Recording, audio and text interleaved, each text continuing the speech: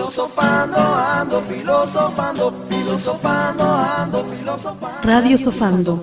Con Victoria Carrasco y Pedro Tello.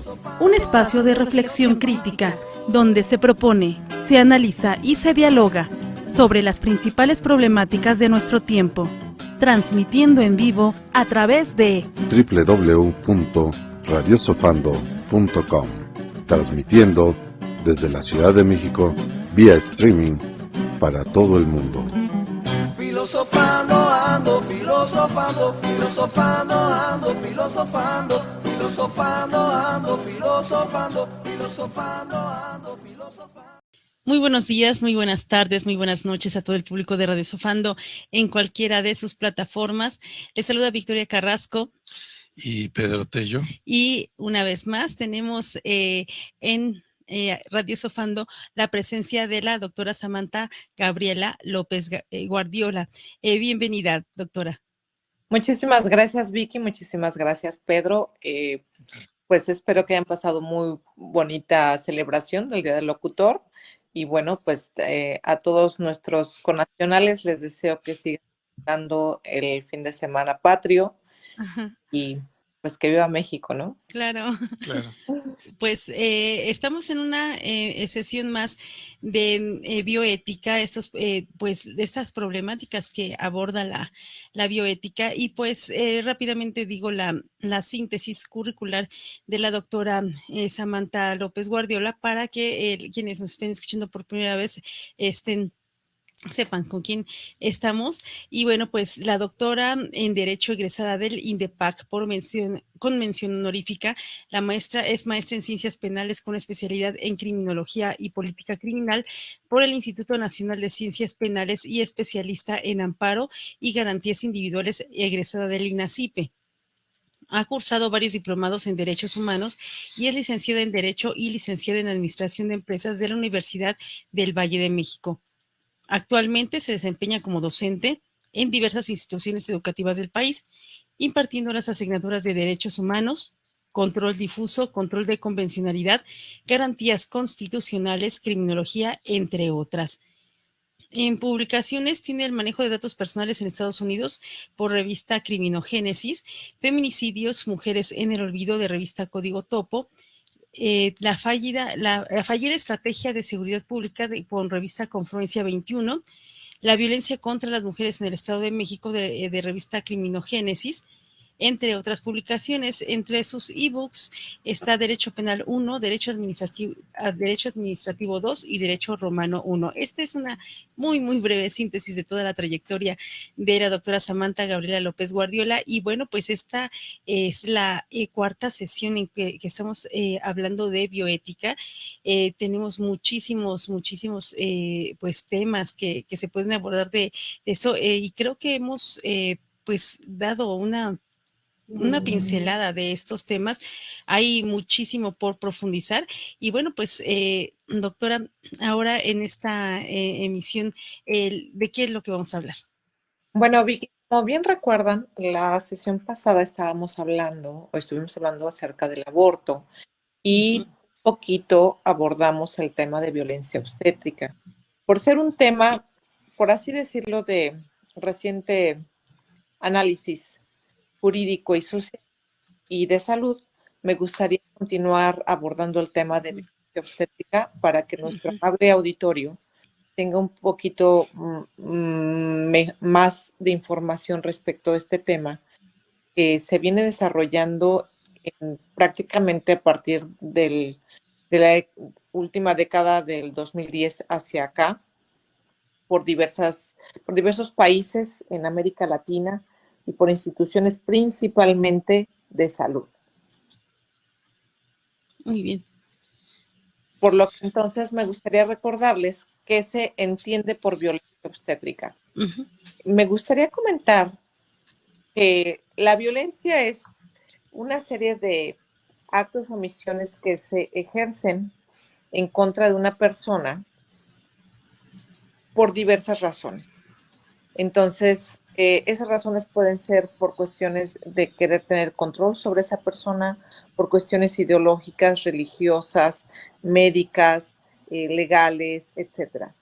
Luego, entonces, de ese mundo, por así decirlo, de ese contexto global de violencia, vamos a ir identificando ciertos tipos de violencia que desafortunadamente sufren ciertas personas por el simple hecho de encuadrar en un, por así decirlo, en un tipo especial, específico. ¿A qué me refiero? Por ejemplo, la violencia contra las mujeres, todas las mujeres, incluso aquellas trans, hoy llamada violencia de género, es aquella violencia que se ejerce en contra de las mujeres, principalmente por tratar de ejercer control sobre ellas. Pero dentro de esta violencia encontramos la violencia que es muy conocida, la psicológica, la económica, la física. Últimamente, también recientemente, nuestra Suprema Corte de Justicia de la Nación ha identificado y abordado el tema, no que se haya identificado recientemente, sino que recientemente se ha abordado el tema o el análisis del tema de la violencia financiera. Y bueno, ¿a qué se refiere? O sea, ya pasamos por qué es la violencia económica, ¿no? Que es todo aquel control sobre las cuestiones económicas, ¿no? En una pareja principalmente, y que se le controla a la mujer el acceso al dinero, aun cuando ella lo genera, ¿eh? No quiere decir que únicamente lo genere el varón. Pero la violencia financiera, ¿qué es? Es cuando una persona trata de ejercer control sobre los bienes de la otra, de la otra persona. Puede ser mujer o puede ser hombre. Es decir, cuáles son tus propiedades, todo lo que tú has, a través del trabajo, has ido construyendo como un patrimonio, ¿no? Entonces, incluso esta violencia financiera también es muy común que se dé entre hijos hacia padres, padres que están obviamente ya en la tercera edad y que sus hijos tratan de ejercer ese control sobre los bienes financieros de esa persona de la tercera edad, ¿no? Entonces, ese es otro tipo de violencia. Y la violencia obstétrica, bueno, pues recordábamos hace 8 días o platicamos hace 8 días que la violencia obstétrica es un acto discriminatorio, ¿ok? Que es una acción o omisión. Toda violencia es una acción o una omisión, ¿no? Entonces, este acto discriminatorio es un acto discriminatorio y se ejerce por edad, educación, origen étnico, religioso o ausencia de ella, ocupación, condición económica, perdón, y hasta apariencia física de la paciente. Luego, entonces, puede ser acto o omisión, es decir, por ejemplo, cuando una mujer embarazada está en la sala de espera para ser atendida por el médico y que por el simple hecho de que su atuendo, digamos, estamos enfrente de una persona que tiene un aspecto indígena y entonces por el simple hecho de su atuendo indígena no se le da la atención correcta al momento en que ella lo solicita. Muchas ocasiones se ha presentado esta situación, o sea hombre o sea mujer, pero si vemos un hombre o una mujer que trae guarachitos y trae una ropa a lo mejor muy, muy modesta, generalmente no les brindamos la misma atención que a cualquier otra persona. Pero ese acto, simple y sencillamente por tratar de manera diferente a esa persona, única y exclusivamente por su vestimenta, puede ser una discriminación, ¿ok? Es un acto discriminatorio. ¿Por qué? Porque nos estamos fijando en cómo se viste o cómo se ve físicamente, fisiológicamente, cuál es el color de su piel, cuál es el color de su cabello. Y por ese simple hecho vamos a darle un trato diferenciado. Luego, entonces, esa es justamente la esencia de la discriminación. En un momentito les voy a hablar un poquito más de la discriminación para que nos familiaricemos un poquito más con el tema desde la óptica legal, porque hoy en día la gente tiende a decir que para todo se le discrimina o que todo es un acto discriminatorio. No, no todo acto es un acto discriminatorio. Tiene que tener una base y una esencia que es el tratar de manera diferenciada a las personas, ya sea, como comenté hace un momento, por su origen étnico, por su religión o por su ausencia de ella, por su sexo, por su edad, por la condición económica, ¿no? Entonces, este tema de la discriminación incluso lo atiende muy bien el artículo primero constitucional, en donde manifiesta que todos en México, todos los seres humanos tenemos que ser tratados de manera igualitaria, independientemente de justamente de nuestro sexo, nuestra edad, nuestra raza, nuestra religión, nuestro género, nuestro origen étnico, etcétera. Entonces, y posteriormente, el Código Penal Federal, a raíz de que México firma un tratado internacional en tema de discriminación, de no discriminación, este tema se consagra o se identifica más bien y se tipifica la discriminación como un delito, pero el día de hoy no vamos a hablar de delitos, vamos a hablar de lo que es su esencia social, ética e incluso un poquito moral, ¿no? Entonces, en esencia, la discriminación es tratar de manera distinta, diferente a una persona únicamente por lo que comentaba, por su edad, sexo, por su religión o por su ausencia de ella, por su estatus económico, por su género o por su origen étnico, por su raza. Ajá. Oye, Samantha, quería preguntarte, pues no recuerdo bien, ha de haber sido hace un par de meses, pues un político del Partido de Acción Nacional, Santiago Krill, que era pues en ese entonces era el jefe de la Cámara de Diputados, si mal no recuerdo, más o menos era el puesto. Él dijo que se sentía discriminado, que lo habían discriminado por ser, pues, rubio, de ojos azules. Y después, bueno, y esto concretamente lo dijo con respecto al presidente Andrés Manuel López Obrador, y mucha gente dijo, no, ¿cómo es posible? Aquí en México no discriminamos a los rubios de ojos azules, pero la definición que das es una definición amplia que no dice que discriminar es únicamente discriminar a minorías o discriminar a gente de condición humilde, sino la discriminación puede ser en cualquier sentido, ¿no? Y además, fíjate que es la cosa que yo recuerdo dentro de todo esto, es que sí mucho del lenguaje del presidente Andrés Manuel López Obrador, sí tiende a discriminar, aunque él lo quiere hacer quizá de buena fe, pero sí hace muchas diferencias en que primero los pobres y luego decimos, y bueno, ¿y los demás qué? ¿No? O sea, el que toma diariamente su autobús, su automóvil para ir a trabajar, ese no tiene derechos, ese no necesita protección social, no necesita, en fin. Entonces, vamos, se ha ido en contra de los investigadores, clases medias, gremios de abogados, ingenieros, médicos, se ha ido contra los actores. Entonces, ese discurso más que integrador, a mí me parecería discriminador, pero no sé si entra dentro de esta definición que das. Totalmente de acuerdo contigo, Pedro, y sí es un discurso discriminatorio o discriminativo, y está basado en divide y vencerás, básicamente, ¿no? Ahora la mayor parte de la población de clase media que aún subsistimos y que somos los que generamos los ingresos y generamos que el país siga en movimiento, somos los fifís, ¿no? Para él.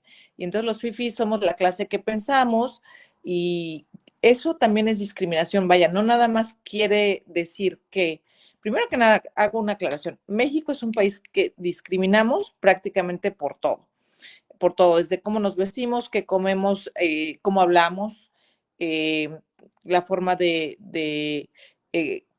justamente de transportarnos, ¿no?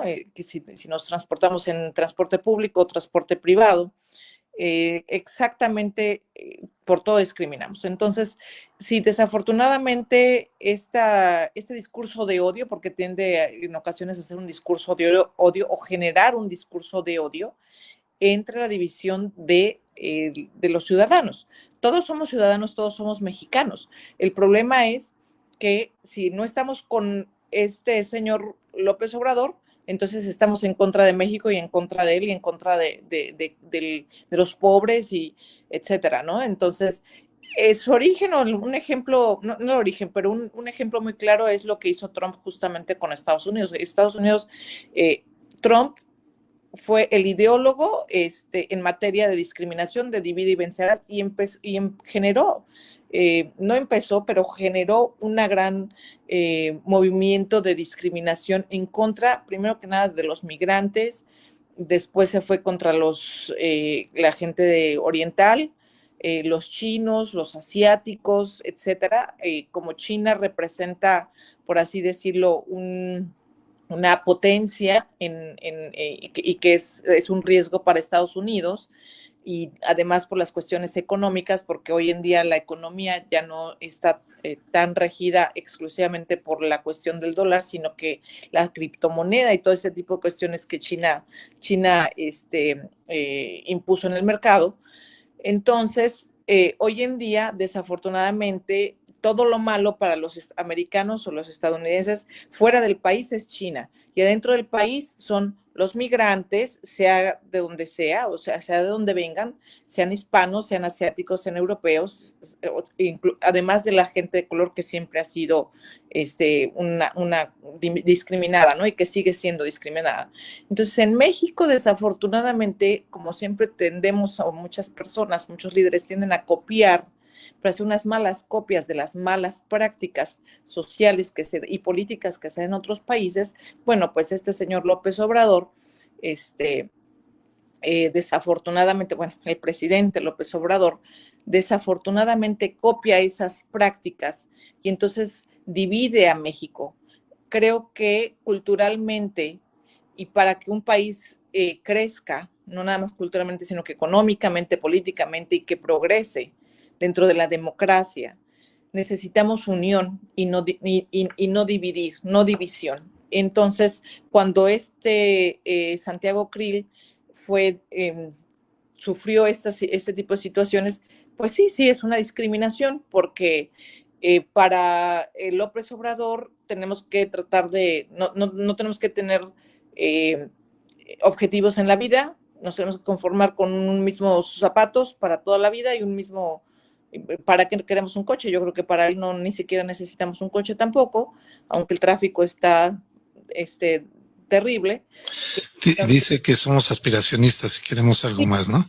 Exactamente. Entonces, muy mal en esa situación. Y bueno, nada más para concluir con este tema, si ustedes están de acuerdo, yo recuerdo que por ahí hubo un video de Enrique Peña Nieto cuando aún era presidente, y créanme, yo no era muy simpatizante de Enrique Peña Nieto, pero cuando vi ese video que decía, luchen por sus sueños, luchen por mejorar, edúquense, trabajen, traten de mejorar día a día, o sea, no hay nada que un mexicano no pueda hacer. Si tenemos el deseo de superarnos, lo vamos a hacer, lo vamos a lograr.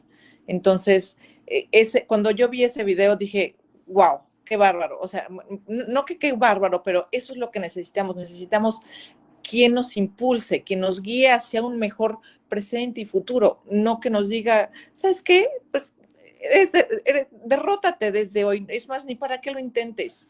No es necesario. Claro. O sea, es malo aspirar a algo, ¿no? Sí, eso de ser aspiracionistas, como él nos llama, pues desafortunadamente no sé en qué mundo vive el señor, pero él sí vive en un mundo en donde él aspiró a ser presidente, ¿no? Y entonces, y lo aspiró por 18 años hasta que llegó y vive en Palacio Nacional, cuando entonces sí está su teoría de que entre menos se gaste y menos todo. ¿Y por qué vive entonces en un Palacio Nacional? ¿No? Sí, claro.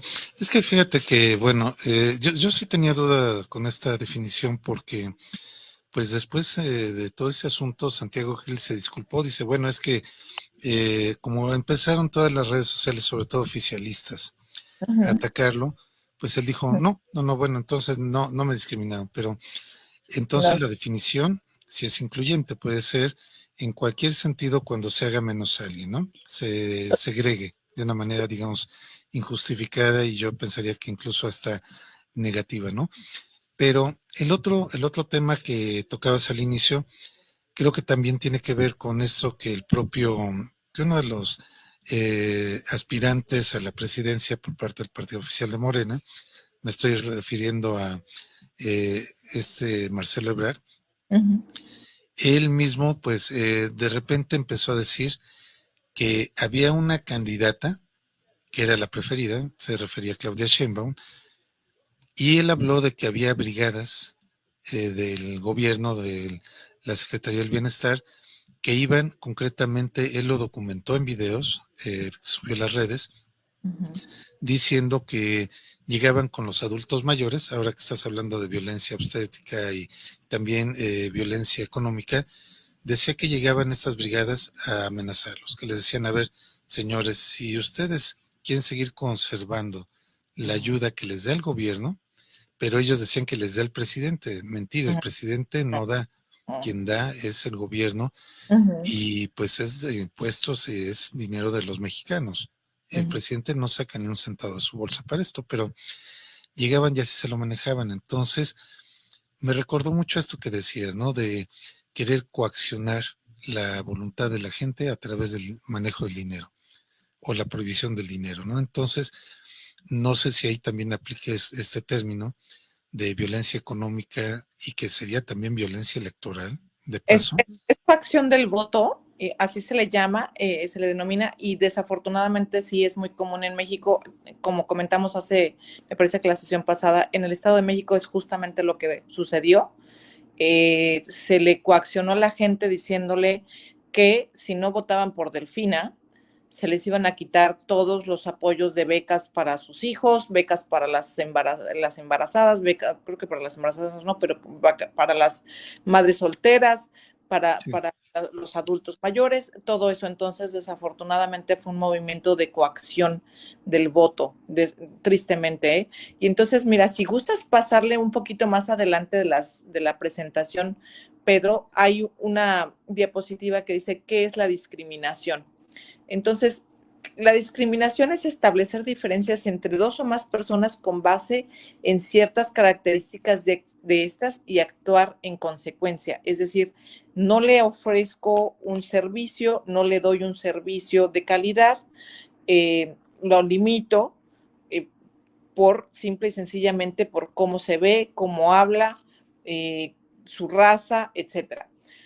Aplicación de criterios o distinciones inmorales entre los sujetos, las mismas que son, estos criterios son violatorias de la igualdad. Entonces, hay un filósofo Hellman, obviamente alemán, que dice, que ha definido que la tesis para establecer las diferencias a partir de ciertos rasgos entre individuos, considerándolos de menor valor. Justamente esa es la discriminación. Y entonces, cuando hablábamos hace un poquito atrás, que es un acto inmoral. ¿Por qué es inmoral? Porque finalmente la moral y la ética tienen que ver con el trato entre seres humanos, entre iguales. O sea, no me importa que el señor López Obrador funja como presidente hoy y Santiago Krill sea de otro partido, el trato debe ser entre personas, o sea, de dignidad y de respeto, cosa que desafortunadamente este sujeto López Obrador, pues, el presidente López Obrador, poco sabe de respeto porque se le ha ido a los comunicadores encima a la yugular, básicamente, a la industria privada, a las feministas, a las madres buscadoras, en fin, ¿no?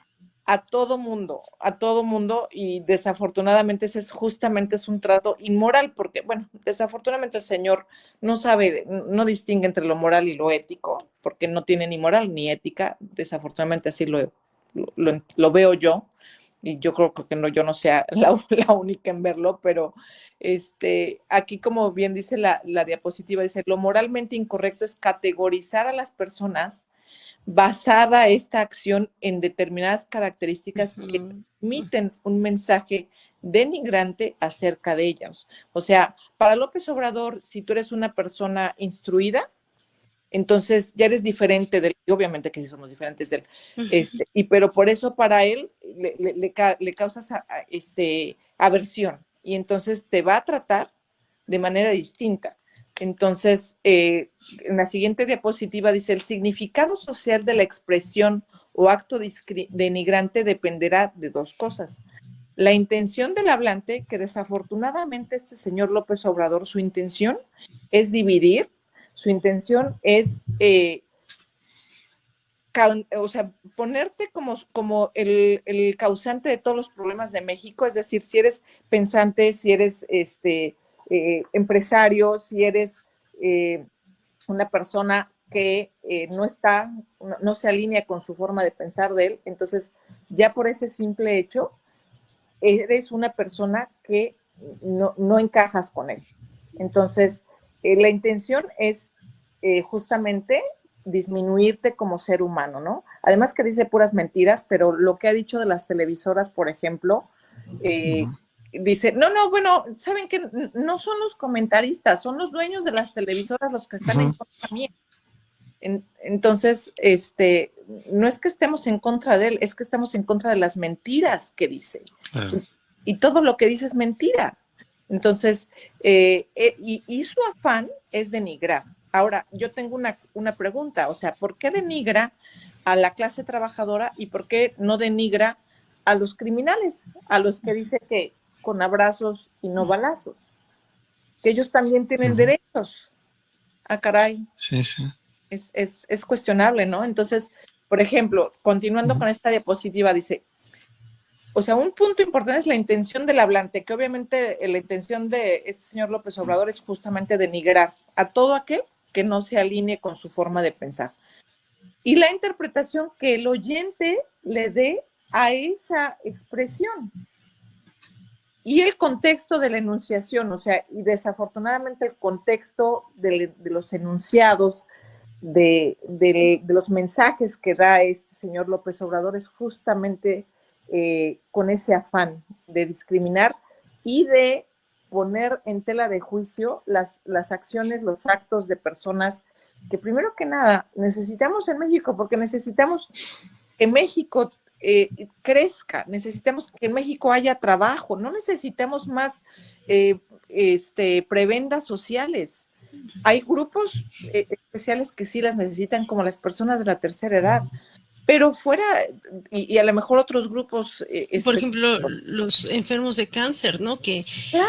Los medicamentos son muy caros, son difíciles de conseguir y gracias a que, por ejemplo, antes, ¿no? Se compraba por parte del Instituto Mexicano del Seguro Social, era una gran cantidad y entonces había una forma de paliar el alto costo. Exactamente, entonces no necesitamos, o sea, necesitamos inversión en políticas públicas de salud y de otro tipo de políticas públicas, infraestructura y todo eso, que no se ha dado en esta administración. O sea, esta administración, el país se quedó, hagan de cuenta que entramos en un túnel del tiempo y nos quedamos pasmados. No hay infraestructura, no hay inversión de infraestructura más allá de que sus dos bocas, el aeropuerto ese cucho y feo, Felipe Ángeles. Felipe Ángeles y dos o tres cosas más, pero pero fuera de eso, realmente el país está pausado. No, necesitamos tantos servicios, ¿no? Claro, es que fíjate que, bueno, él parte de un principio que hasta cierto punto es lógico, pero creo que la manera como se está instrumentando, creo que no es la más adecuada. Te voy a explicar por qué lo veo así. Él habla de que por muchos años hubo un rezago completo a las políticas sociales y que la gente pobre se quedó a la saga, y eso es cierto, eso no se lo podemos negar ni regatear, pero él a partir de ahí dice, luego entonces primero los pobres. Entonces, si tú lo ves de una manera lógica, como diría pues la lógica formal P entonces Q, si tú dices, bueno, si hay un rezago social y lo único que vale la pena son los pobres, luego entonces la política debe dirigida a los pobres, ¿no? Es ese enunciado de P, entonces Q. Entonces Q es la conclusión básica, pero yo cuando digo que este enunciado, viéndolo así de manera ciega, pues, o de manera aislada, es lo que ha hecho mucho daño, es porque dices, bueno, es que si te centras única y exclusivamente en ellos, desatiende los otros sectores.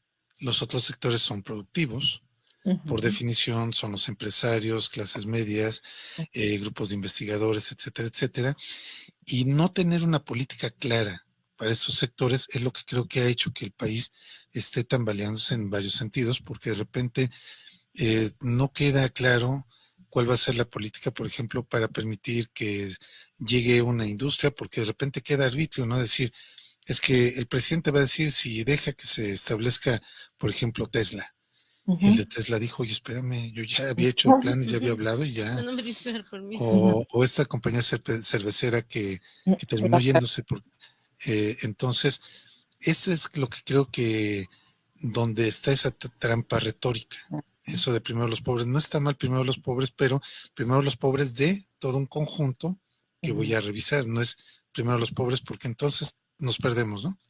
Sí, Pedro, aquí yo quisiera nada más agregar, o sea, lo que son hechos, ¿no? Para que no digan que estamos en contra, ¿no? Porque todo lo que sea una crítica es pues vilipendiada. Pero los hechos, estamos ya al quinto, ¿no? En el quinto año de gobierno. Ya cumplido. Ajá, entonces, en este quinto año de gobierno se ha manifestado que la pobreza extrema ha crecido. En México aumenta. Entonces, ¿dónde está primero los pobres? O sea, vamos a hablar de hechos, porque se puede decir palabras muy bonitas, un eslogan muy pegajoso, ¿no? Primero los pobres, pero la pobreza extrema ha crecido en México, entonces, ¿dónde está ese apoyo real? Y además, Vicky, Pedro, sí. permito comentar. Sí, sí existía rezago, obviamente, en materia de políticas públicas respecto de el tratar de ir disminuyendo la pobreza en México. Pero no estaban 100% olvidados, porque las políticas de los desayunos para los niños. Escolares, ¿no? Escolares, exactamente, desayunos escolares. Los apoyos, por ejemplo, para jóvenes estudiantes, para personas de tercera edad, existían. Entonces, no es así, tampoco estamos así como en una cuestión netamente novedosa. Ahora, coincido con Vicky. ¿Qué es lo que sucede? Cuando la economía está en una pésima situación por justamente falta de inversión, falta de crecimiento, falta de empresas que generen trabajo. O sea, lo que generamos, el atender a los pobres no nada más es darles dinero en la mano para que vivan con 200 pesos. Sí, con migajas, ¿no? La verdad. Con migajas, no. O sea, capacítalos para que salgan a trabajar, para que tengan ganas de trabajar, para que tengan ganas de tener una mejor forma de vida. No los limites con embarrándoles las manos con 200 pesos, porque de verdad, por ejemplo, esta Angela Merkel en Alemania decía, a mí los pobres me salen muy caros. Tengo que invertir en la gente, en la juventud, en la niñez, para que estudien y para que sean unos buenos profesionistas, porque ellos van a generar mayor ingreso, porque van a generar, van a abrir empresas, etcétera. O sea, de eso se trata justamente la economía. O sea, la economía del capitalismo se trata de generar, que desafortunadamente en México hay personas emprendedoras que inician un negocio y desafortunadamente a los 2-3 meses lo tienen que cerrar por falta de clientes, por falta de que haya personas, exactamente. Y esas personas, esos emprendedores generan empleo, generan ingreso, generan que se mueva la economía. Entonces, y no podemos estar al arbitrio de un presidente para que la inversión extranjera llegue.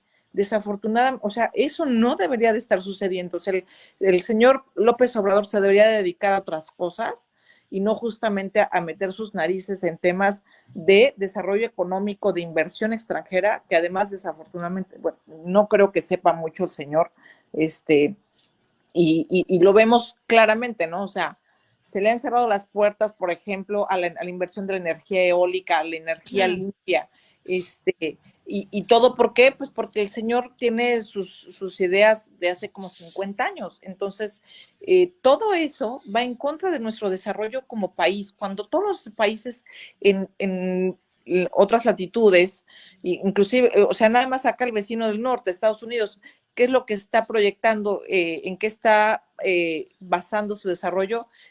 Varios estados, especialmente en California, en la energía limpia. Ciudades limpias, no ciudades que sigan generando tanta contaminación, tanta industria con tanta contaminación, etcétera. Sí, Samantha, aquí pues vamos a hablar de hechos. O sea, tú comentas la fuerte inversión, por ejemplo, nada más en California, en Estados Unidos.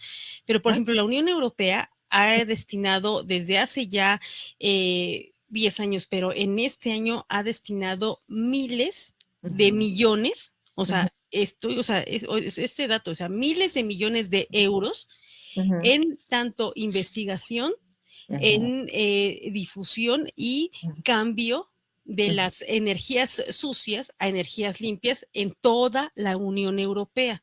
Eso también lo está haciendo Asia, o sea, China, Japón, también se está haciendo, por ejemplo, en Australia. Es decir, todo el mundo ya está transformándose, cambiando la energía sucia, o sea, todos los hidrocarburos, gasolina, petróleo, diésel, y está buscando alternativas para hacer, proveer energías limpias, ya sea de aire, o sea, eólica, solar, maremotriz, geotérmica, o sea, están haciendo esfuerzos increíbles y dando miles de millones, ya sea dólares o euros, para hacer esta transformación. Y México está enfrascado en hacer una refinería que ni siquiera se ha terminado. Bueno, y compramos otra refinería que tiene 100 años de antigüedad, que es la de Deer Park, ¿no? Exactamente. Esa refinería, que nada más sin un paréntesis ahora que tocamos el tema, la empresa Shell, que era la propietaria al 50% con Pemex, allá en su país, que es Países Bajos, fue cuestionada por la sociedad porque le decían, ¿cómo es posible que tengas una refinería contaminante, altamente contaminante, ya con tanta antigüedad? Y le pidieron que se deshiciera. Entonces, pues los de Shell, ni tardo ni perezoso, se la ofrecieron a México, y el gobierno de México pues cayó redondito, ¿no? Antes de preguntar y de saber qué estaba pasando. Y todavía lo presume, ¿no? O sea, presume. Además, si nos vemos países, por ejemplo, Singapur, Finlandia, o sea, digo, están en otro nivel. O sea, desafortunadamente México en ese tema, como en muchos otros en que la política está inmersa, vamos hacia atrás, gracias a este señor y sus prácticas, pues totalmente del tiempo de la colonia. Es que, bueno, ahora que comentabas esto, Samantha, hace ratito comentabas el término de la necesidad de que haya moral y ética, ¿no? Entendiendo la moral como una costumbre de los pueblos, vamos, que atienda al bien común, y la ética, pues los principios personales, ¿no? Con los que se mueve cada persona, y valga la redundancia, en particular un servidor público. Pero me vino a la mente una frase que era pues insignia de la corrupción, sobre todo de lo que se conocería como el viejo PRI. Eso de que moral es un árbol que da moras. No sé si por ahí la llegaste a escuchar alguna vez. Esta frase se le atribuye a Gonzalo Natividad Santos Rivera. Él fue gobernador en alguna época de San Luis Potosí, pero era lo que decía el señor, ¿no? O sea, cuando le decían, oiga señor, ¿cómo va a estar haciendo negocios por ahí medio no claros o turbios o de plano corruptos? Y le decían que no tiene moral, y el señor contestaba eso: moral es un árbol que da moras, ¿no? Entonces, creo que es el reflejo de una persona que o bien no conoce el término o bien se burla de él para hacer o justificar lo que quiera. Entonces, cualquiera que sea la razón, creo que el resultado es corrupción, ¿no? Al final de cuentas, esto de querer hacer las cosas como yo pienso y querer forzarlas, y que todo aquel que me cuestione lo ataco, en fin, a lo que nos lleva al final de cuentas es una corrupción, ¿no? A un desvío de recursos tremendo, y que en ese sentido el pobre es el que termina más pobre al final de cuentas, ¿no? Porque hablando incluso hasta de temas medioambientales, se dice es que hay que ver cómo los ricos contaminan, ¿no? Cómo son los que tienen esos automóviles terribles, último modelo, pero mucha gente que tiene este tipo de razonamientos se le olvida que hay una gran masa de gente que tiene que ir a su trabajo en autobuses destartalados, que le pasan y le rocian un montón de humo en la cara, que las zonas donde viven pues son zonas donde a veces no hay energía eléctrica. Entonces, al final de cuentas, toda esta falta de inversión en materia energética, toda esta cuestión de no querer dar servicios dignos, al final siempre termina pegándole a las clases más desprotegidas, ¿no? Entonces, creo que esto sí nos debe de llevar a entender que para eso son las políticas públicas, no es tanto de elevar a política pública mis prejuicios como personas, sino es más bien entender las necesidades de un país, ¿no? Y sobre todo actuar con ese principio que tú comentabas, ¿no? Ese principio de la Revolución Francesa de libertad, fraternidad e igualdad. Porque cuando cuando no hay esa apreciación, pues el que está arriba siente que con el dedo de Dios puede decir este es bueno, este es malo, este sí le doy, este no le doy, y se vuelve un tema terrible, ¿no? Autoritarismo al 100%, que desafortunadamente lo vemos en México con este señor. Para empezar, un presidente no debe de ser todólogo, por eso tiene secretarios de Estado, que tienen que ser personas que tienen el conocimiento, o sea, no mínimo, no su honestidad que este sujeto pregona, que 90% honestidad, 10% conocimientos. Bueno, yo creo que es al revés. Yo creo que ni tienen conocimientos ni son honestos, y lo hemos visto en diversos análisis que han realizado economistas y han realizado reporteros, cómo se dilapida en este gobierno y además no saben lo que están haciendo, ¿no? Entonces, es verdaderamente terrible que tengamos nuestro país en manos de gente tan ineficiente e ineficaz y corrupta. Y no saben lo que están haciendo. O sea, hay mucha gente que está preparada en México, que tiene los conocimientos y que tiene además las ganas de luchar por México y de ser un funcionario público, un servidor público de tiempo completo. Y los hemos tenido, por ejemplo, en el tema de relaciones exteriores, aun cuando se critique tanto otros sexenios, México era un ejemplo en materia de relaciones exteriores. Nuestros secretarios de relaciones exteriores eran personas de carrera, de servicio profesional de carrera, que habían asistido al Instituto Matías Romero, que tenían la preparación necesaria para llevar a cabo esta tan específica tarea, y como esto, otros temas más, ¿no? Pero desafortunadamente hoy, pues si eres conocido de este señor y le caes bien, lo más seguro es que te va a mandar de diplomático, aunque no sepas ni la O por lo redondo de la diplomacia, ¿no? Poniendo en riesgo la situación del país, porque no es nada más ir, los manda para vacacionar y vivir gracias al erario, sino que desafortunadamente lo que hacen es cometen errores tras errores tras errores. Y como ejemplo, acuérdense, trató de mandar como diplomático o como cónsul a un sujeto que en alguno de los países acá en Latinoamérica le dijeron, no, ese tipo ha cometido violencia, diferentes tipos de violencia. Me parece que había sido acusado por violación a un menor, acoso sexual, etcétera. Y no, pues, o sea, a mí no me importa, es mi candidato y yo lo mando porque lo mando. Entonces, pone en verdaderamente riesgo las relaciones internacionales que son tan importantes en este mundo globalizado. Claro. Sí, pues también tenía una candidata que era Jesús Rodríguez, y es un personaje que, para los que no la conozcan, ella es una actriz cómica, pero tiende mucho a una postura muy poco seria, ¿no? Yo realmente no le conozco otra faceta de esa mujer, Jesús Rodríguez, pero el trabajo diplomático requiere todo lo contrario, ¿no? Una faceta muy seria, muy responsable, porque estamos hablando de la relación entre dos países, ¿no? Claro, no, y el léxico que ocupan estas personas, o sea, desafortunadamente muy desatinado, y nos dejan muy mal parados los mexicanos. todo el mundo cree que así nos expresamos, así como López Obrador, que tampoco sabe expresarse, no tiene ni idea de lo que es el español, el español verdaderamente, el castellano. El castellano es un idioma hermosísimo y tiene toda una organización sintáctica.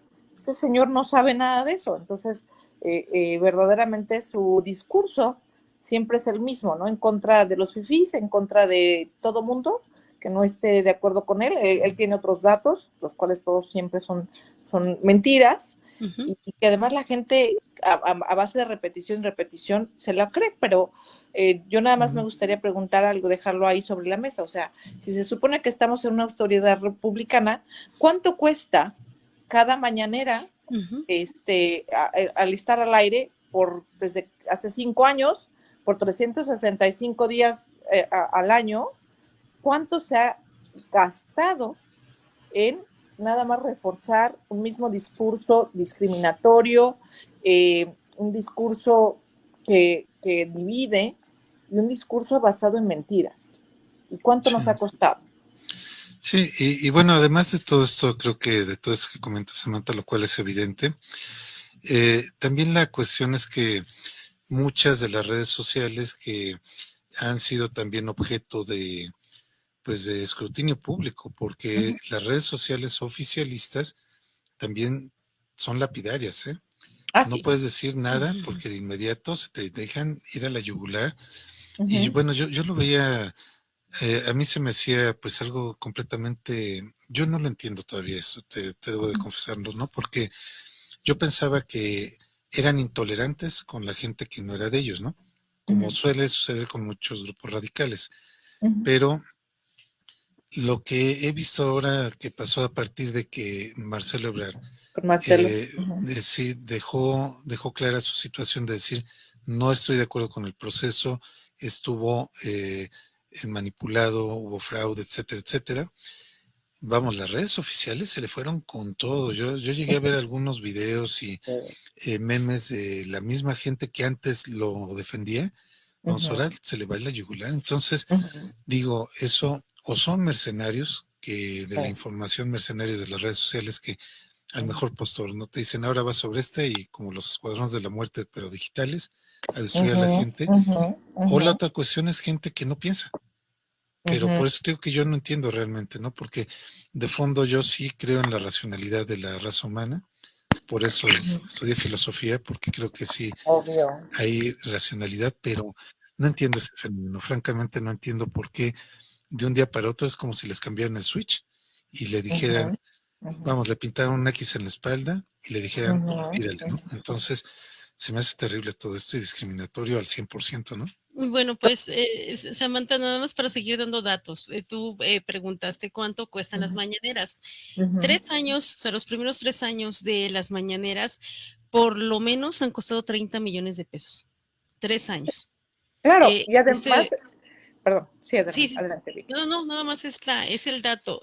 O sea que 5 años pudiéramos cerrar que son 10 millones por año, serían 50 millones a la fecha. Por lo menos, ¿no? Estamos hablando por lo menos este costo.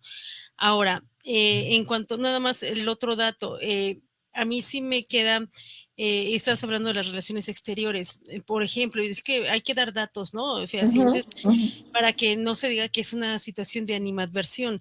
En este último desfile militar en conmemoración al 16 de septiembre de el inicio de independencia, el inicio del movimiento independentista en México, estuvieron delegaciones de otros países, o sea, marchando en este desfile militar, y bueno, pues estuvieron países como Ecuador, Colombia, Chile, Panamá, Nepal, Guatemala, Honduras, Corea, Brasil, Belice, Uruguay y Sri Lanka, pero entre estos invitados destacó Rusia.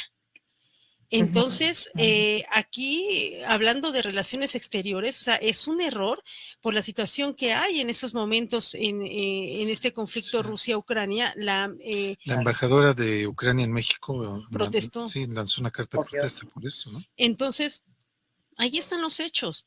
O sea, ¿cómo se pueden? Y vamos, a nosotros nos escuchan mucho en Rusia, ¿no? Entonces, pero la situación es de que no es diplomático. Aquí debió, pues entonces invitas a todo el mundo, ¿no? A que marche. Claro. O sea, y aquí es como también una confrontación con Estados Unidos. Entonces, que es nuestro mayor socio comercial. Entonces, claro que no se está manejando bien hacer relaciones exteriores Bueno, en esos momentos. perdón que te interrumpa, Vicky. No. Creo que no solamente son las relaciones exteriores, sino también las interiores, porque también decidió él a un evento público nacional no invitar a los otros dos poderes, poder judicial y poder legislativo. Entonces, vamos, lo está manejando como si fuera una fiesta privada, la cual no la es. O sea, es una festividad de todos los mexicanos. Y regresando al punto del cual salió toda esta disertación, es la discriminación, ¿no? O sea, vamos, creo que más como funcionario público, no te puedes dar el lujo de discriminar. Todos tenemos derecho a tener una ideología, todos. Sí. Podemos estar en lo correcto o equivocados, eso no lo sabemos hasta tiempo después. Pero el hecho es de que no podemos dejar que esos actos limiten el servicio público, porque si no caemos en lo que tú decías hace rato, ¿no? Una persona que piensa que todos los que se ven despeinados a medio rasurar pueden ser ladrones, entonces no le abro las puertas del banco, ¿no? O no lo dejo entrar al restaurante porque me va a robar la vajilla. Oye, a lo mejor es un cuate que tiene moda, no sé, la moda despeinada de los ingleses, ¿no? Trae todo el pelo despeinado y lo estamos prejuzgando, ¿no? Vamos, Miguel Bosé, ¿cuántos años anduvo con el pelo despeinado y a media barba? Y vamos, no me imagino a Miguel Bosé discriminándolo en un restaurante de Polanco, pero sí es muy posible que si llega una persona vestida igual, con la tez morena, muy probablemente sí lo hubieran discriminado. Pero ese es justamente, yo creo que el punto medular de lo que nos comentas, ¿no? El asunto de no dejar que esa cuestión, que puede ser visual, que puede ser de varios tipos, pero que al final de cuentas es ideológica, llegue a limitar un servicio y un trato. Y bueno, vamos, obviamente si estamos hablando de funcionarios de mayor nivel como un presidente, pues se vuelve más delicado porque él representa en este caso a todos los mexicanos. A diferencia, por ejemplo, de un barrendero, que quizá puede ser un barrendero pero muy prejuicioso y que diga, pues yo a este no le barro su casa porque me cae gordo, ¿no? Como dices, ¿no? Es fifí, ¿no? Exactamente. No, Es y miren, hambreador.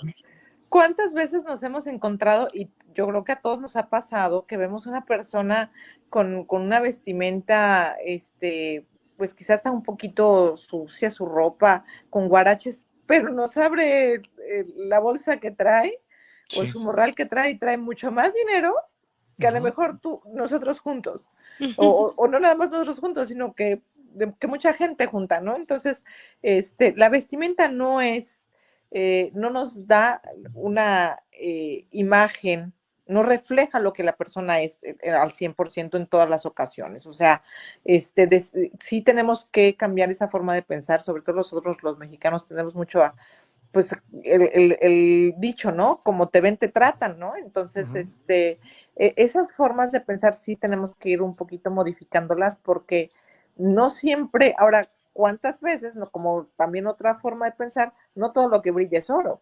Entonces, no nos dejemos impresionar por una vestimenta quizá adecuada, pero ¿cuántos hombres vestidos de traje no le dan de nalgadas a las jóvenes en la calle? Sí. Este sujeto que hablábamos, de lo que, no sé si fue en este foro, que ves, no fue en este foro, este representante, bueno, no, de la...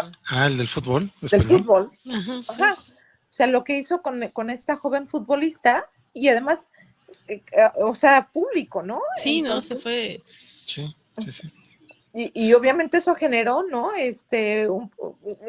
Formas de pensar de hombres que decían, pero si lo quiso, pues hasta ella se debería de sentir halagada porque esta persona, ¿quién es? Y imagínense, o sea, no, o sea, el que tú te vistas bien no te da el derecho para abusar de la forma que sea tu jefe, ¿no? O sea. Por supuesto que no.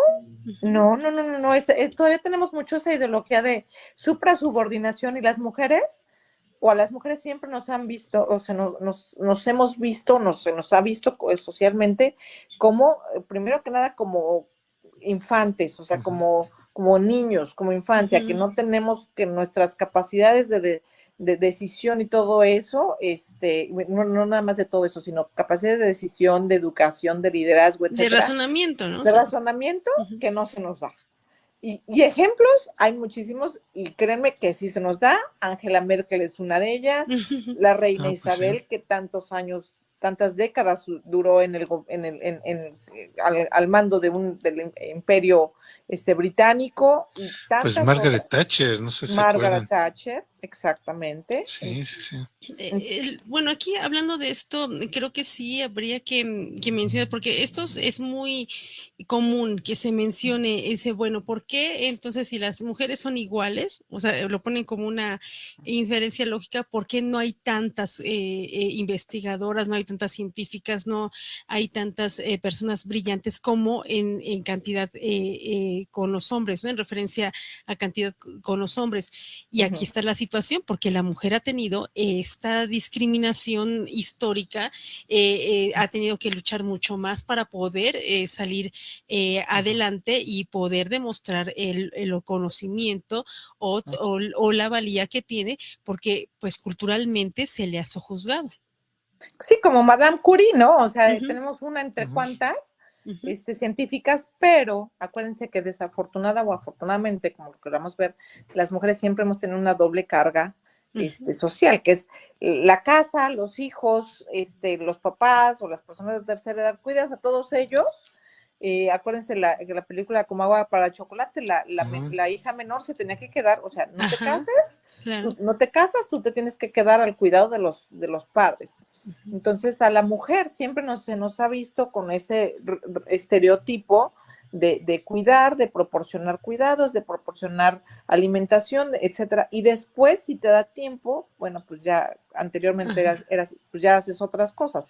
Ahora trabajas y además atiendes tu casa, ¿no? Entonces, desafortunadamente, además, para ser reconocida, tener un espacio social, público, sea en el área científica o X, pues es difícil de llegar a esos lugares y que se nos reconozca por nuestro valor únicamente como mujer, o sea, científica, filósofa, política, etcétera. Yo creo que tenemos mucho que trabajar en ese sentido, en el reconocimiento de la aportación de la mujer, igual que el del hombre. O sea, el hombre ha aportado muchísimo, no se le niega, pero también las mujeres hemos aportado muchísimo. Cuando fue la Revolución de México, las mujeres acompañamos, las Adelitas acompañamos a nuestros hombres a luchar por nuestro México, por nuestra independencia.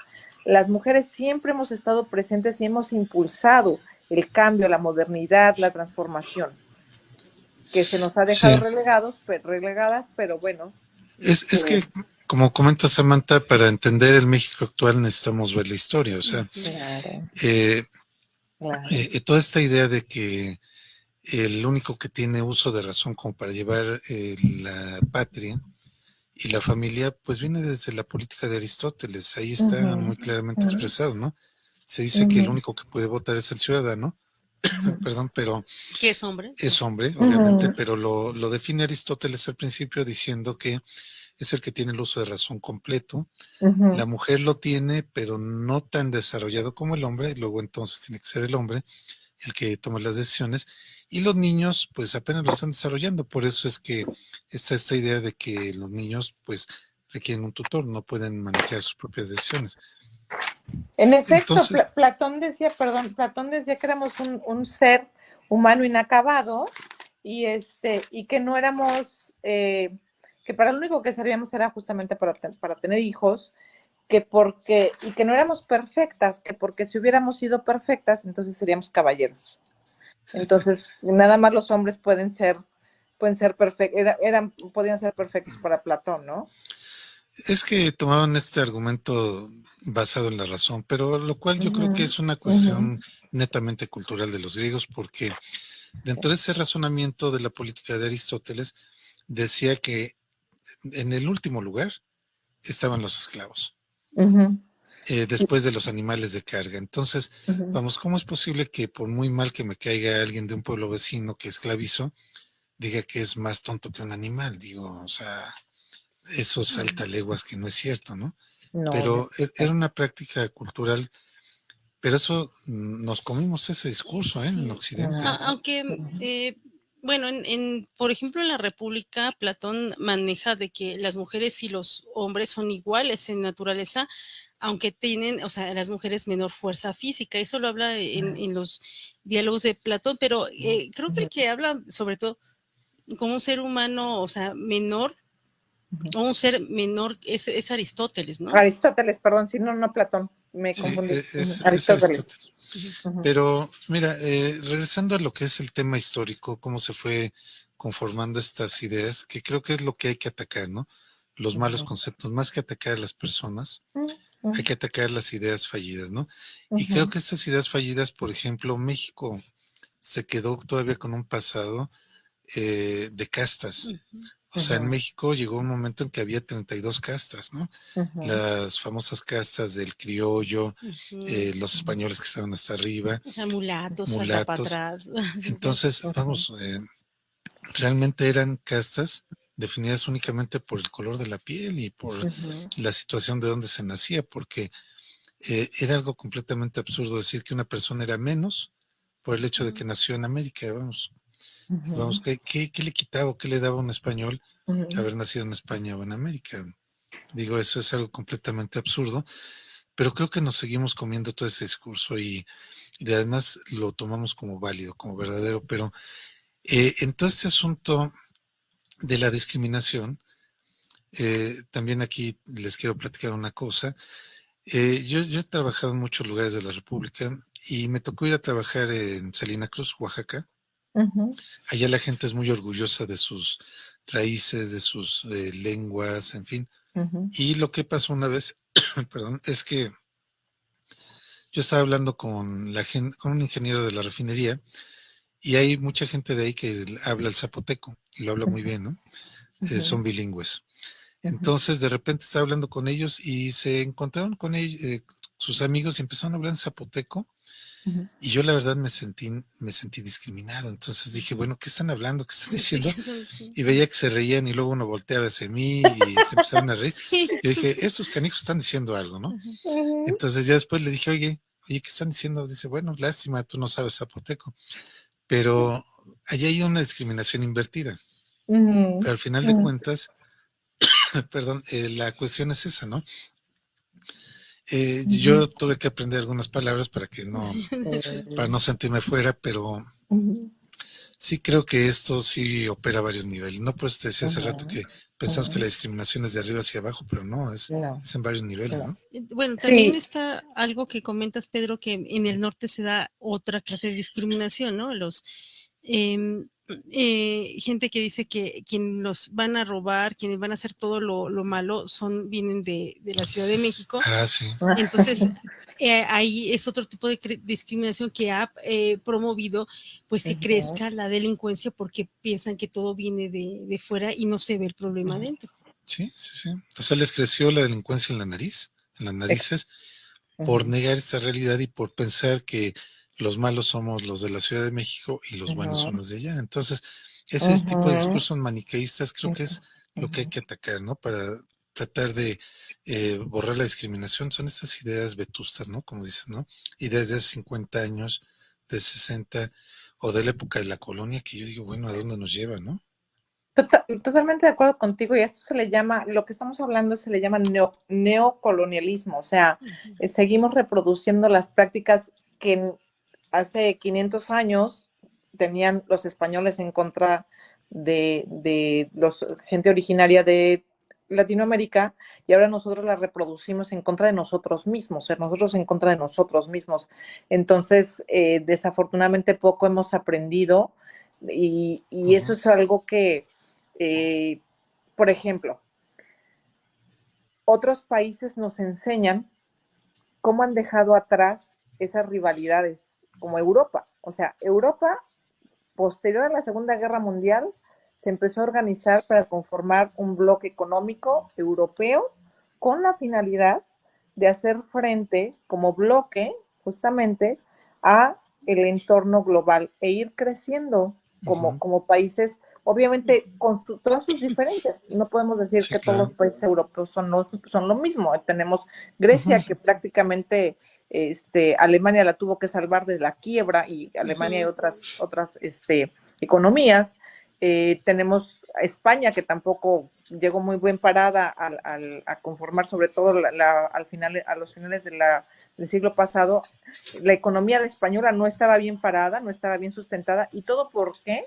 Justamente porque hicieron un uso excesivo de los programas sociales. Lo que está sucediendo en México, de que al final se quedan las arcas del gobierno vacías, las arcas del Estado se quedan vacías porque se les estaba mandando distribuyendo demasiado dinero a lo que son programas sociales que hay estudios que dicen que estos programas sociales no te ayudan, como bien lo dijo Vicky, no te ayudan a salir de la pobreza, porque no estás generando mejor educación, no estás generando inversión, no estás generando trabajo. Los programas sociales nada más mitigan hasta cierto punto ciertas cuestiones, pero no generan un crecimiento. Eso es lo que sucede con los programas sociales. Entonces, España llega muy mal parada a unirse a la Unión Económica Europea, y bueno, ya más o menos con el tiempo va más o menos mejorando un poquito su economía.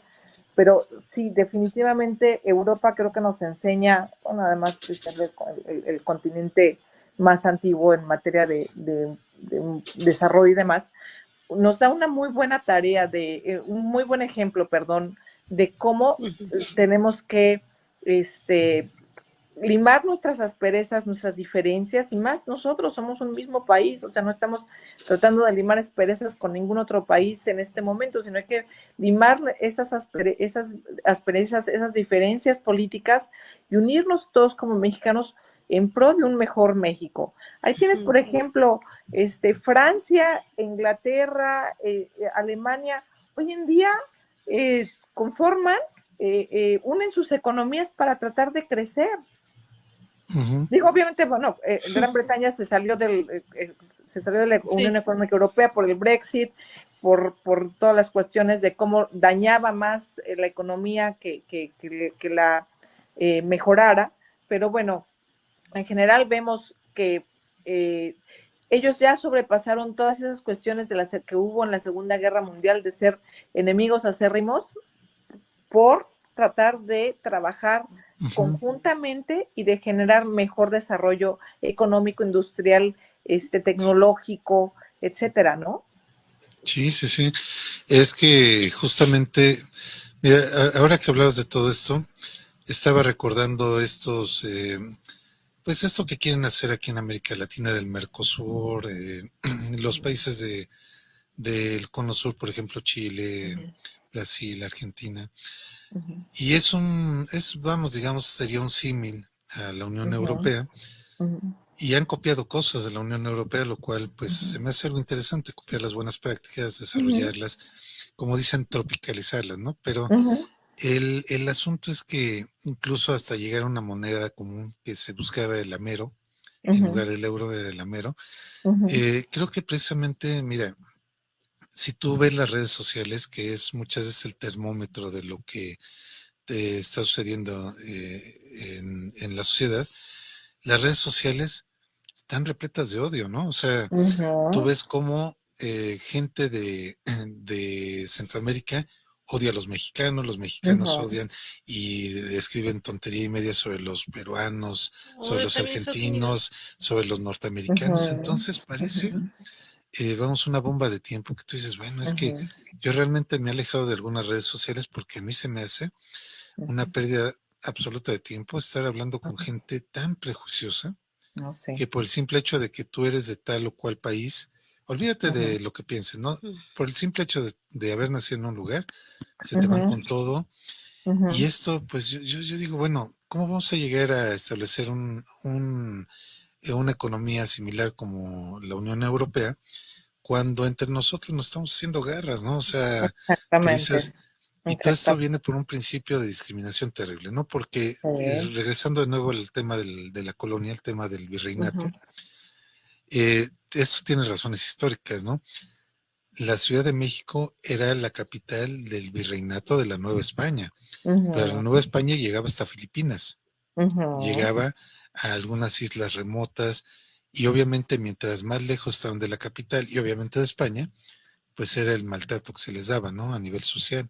ujú, Entonces, me imagino que todo ese rencor social que se arrastra todavía hoy día viene de esa época, ¿no? De ver al otro como enemigo, ¿no? ujú, Verlo, eh, por ejemplo, al virrey o al habitante de la Nueva España como el fifí, ¿no? Como el ujú, malo, como el ujú, rico, como el que me está despojando de algo. ¿Qué te quitó? ujú. ¿Quién sabe? Pero algo me quitó, ¿no? O sea, porque yo veo que, fíjate, todavía en redes sociales está ese discurso de odio de México, por Ujú, ejemplo, o mexicanos, pues, ujú, que hablan en contra de españoles, que me regresen el oro que se llevaron. Digo, bueno, ¿cuál oro? ¿Y a ti qué te quitaron? O sea, el que está escribiendo, ¿qué le quitaron, no? O sea, ujú.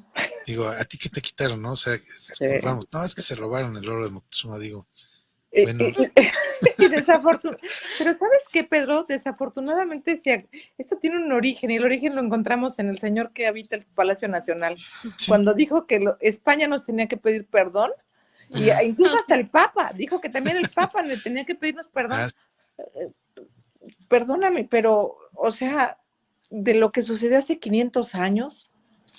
sí, vamos, Pero además de esto, creo que se nos olvida que nosotros no somos, o sea, no somos ni aztecas, ni mayas, ni miembros de esas culturas que fueron dominadas. Nosotros somos el resultado de la fusión de ambos. O sea, Ujú, padre y madre, o sea, la madre son esas antiguas culturas mesoamericanas ujú, prehispánicas y nuestro ujú, padre es España, ¿no? Entonces aquí no podemos renegar de uno de los dos, o sea, de una de las bases de la cultura. Y aquí, pues simplemente nuestra cultura, toda nuestra idiosincrasia es la fusión de ambas, o sea, no somos, vamos, no tenemos esa ideología prehispánica, tampoco tenemos la ideología completamente española, ujú. somos el resultado, somos hijos de ambas culturas. sí, el Entonces, mestizaje, ¿no? El mestizaje. ¿qué podemos estar pidiendo que nos, o sea, o sea, que nos pidan perdón por nacer? O sea, o sea, nosotros somos Sí, fruto de eso. Entonces, Ujú, realmente, como muchos pueblos así surgieron, o sea, si ujú. vamos a las raíces de muchos pueblos, son la fusión de vencedores y vencidos. Y cuando nosotros, Vicky, seguimos reproduciendo o sea, el daño que supuestamente nos hicieron los españoles lo seguimos reproduciendo, por ejemplo, con los tarahumaras Ujú, mm, y con tantas otras culturas que lo que hacemos es quitarles sus tierras, quitarles su modo de claro, vida y ujú. alejarlos y alejarlos y alejarlos, quitarles sus bienes cuando son minas, cuando lo que sea. Por ejemplo, lo que se acaba de hacer con el supuesto Tren Maya, que Ah, fue claro. devastar la selva lacandona, devastar todos sí, todos los cenotes los nuestros destruyeron ahí, o sea, cenotes, nuestra cultura, nuestras raíces. Entonces, este señor, pues no Ujú. tiene ni idea, o sea, cuando hablamos de los derechos de los pueblos originarios, primero que nada le tienes que hacer una consulta informada previo al proyecto, no Claro. claro, después ya cuando le diste en la torre, no nada más a la cultura, sino fue también una cuestión de ecología, destruyeron Ujú. cuántos árboles tiraron, o Toda sea, la ujú, biodiversidad. la biodiversidad y exactamente, no nada más la cuestión ecológica en materia de árboles y plantas, sino también de animales, todo esto, todo el ujú, impacto, que créanme, el beneficio no va a ser el que se piensa No. respecto de todo el daño que se ha causado.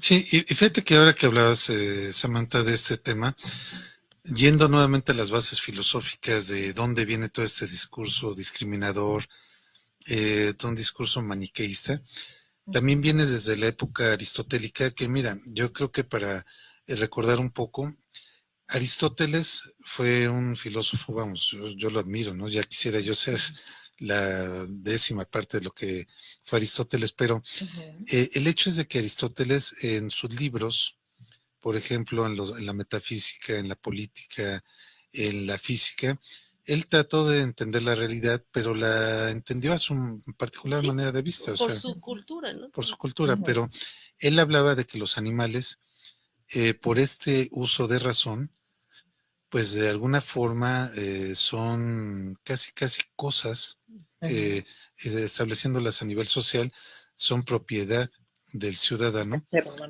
y que el ciudadano puede hacer con ellos lo que quiera, vamos.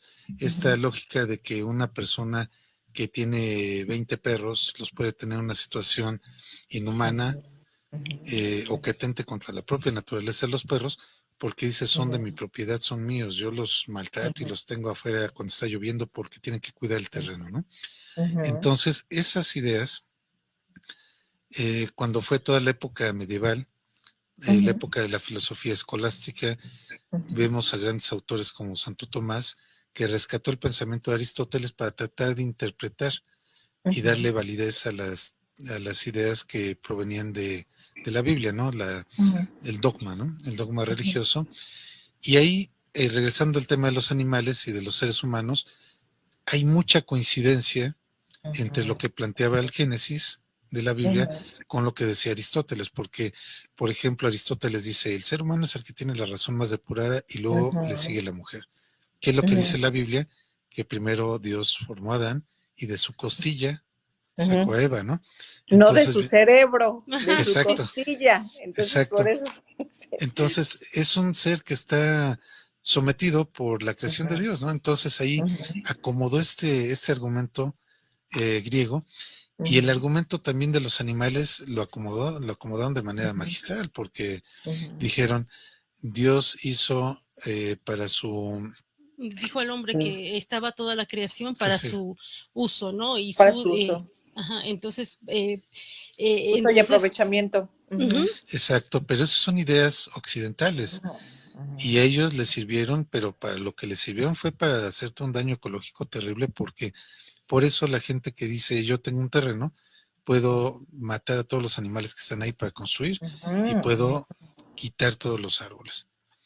Pero fíjate, si nos fuéramos bajo esta lógica de las culturas prehispánicas, entenderíamos otra cosa, ¿no? Sería impensable hacer eso con la naturaleza.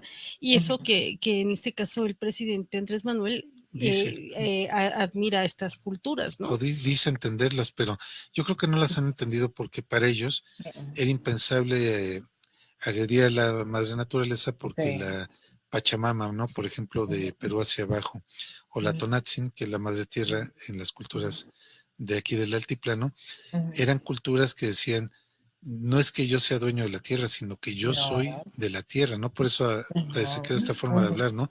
Yo soy de Guadalajara, yo soy de Nuevo León, yo soy de la Ciudad de México, porque no es de que me pertenezca, ¿no? Sino que yo pertenezco ahí.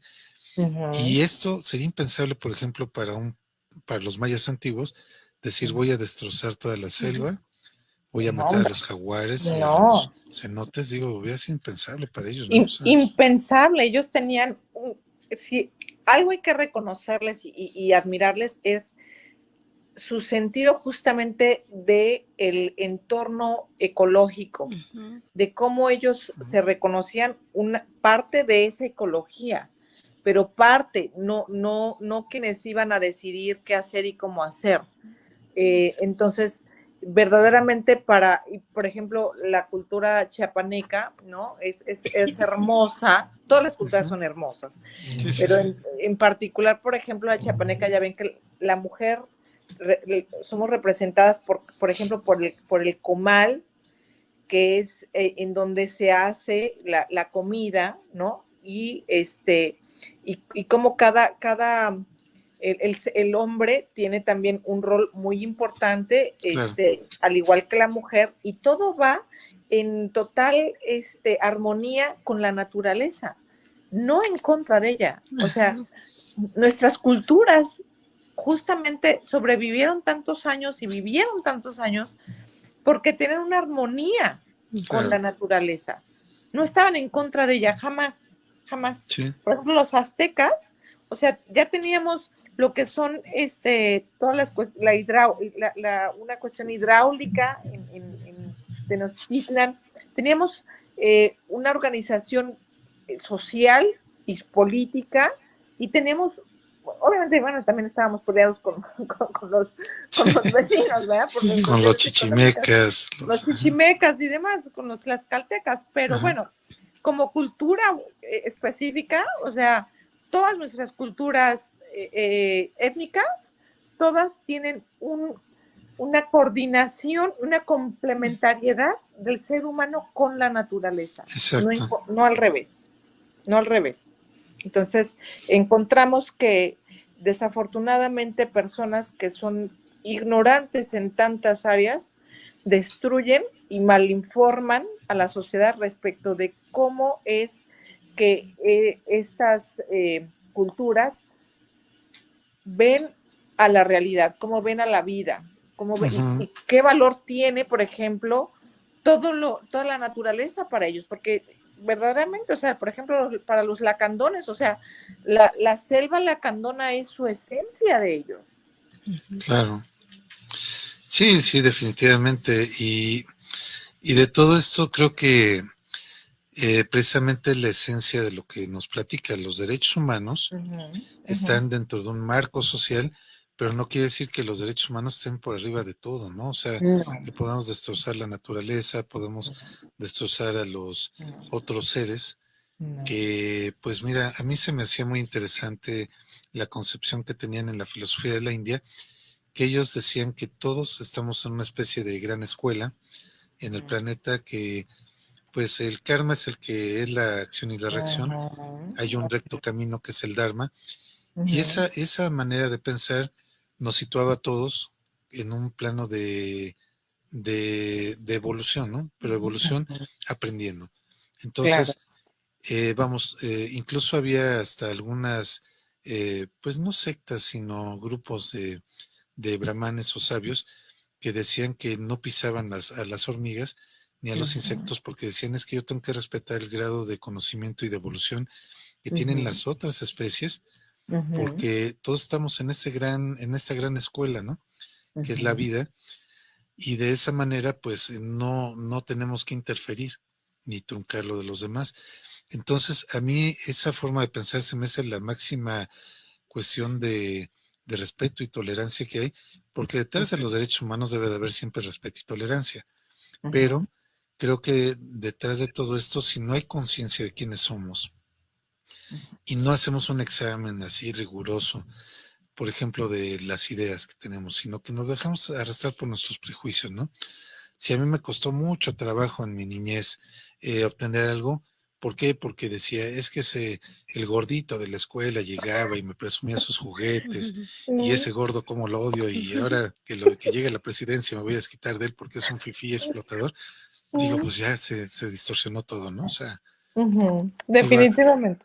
O sea, entonces creo que todo eso implica un trabajo realmente muy, muy concienzudo a nivel social, de poder decir cuál es la igualdad, ¿no? O sea, cuál es la fraternidad, cuál es la libertad.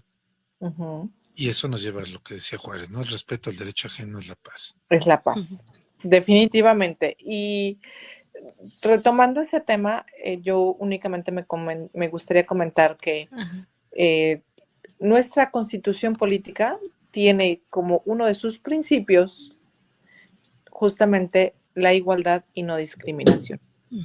Y la igualdad y no discriminación debe atravesar todo nuestro aparato normativo y todas nuestras instituciones públicas y privadas. Y por ende, nos debe de nosotros como seres humanos, como ciudadanos, tenemos que introyectar ese tema de igualdad y no discriminación, que es igual tratar a los iguales, tratarnos como iguales, no igual a los iguales y desigual a los desiguales, que además también tiene sentido, pero como seres humanos nos tenemos que tratar como justamente un fin en nosotros mismos y no como un objeto para el fin de los demás. Esa es la esencia de la dignidad humana. Claro, y es que eso es importantísimo, porque hay personas que se quieren pasar de listas, que dicen, bueno, no, que querían igualdad, y ahí ven un pobre viejito con bastón que se está cayendo en el transporte público, O una mujer o embarazada, una ¿no? mujer embarazada, o con varios hijos ahí de la No, mano. no.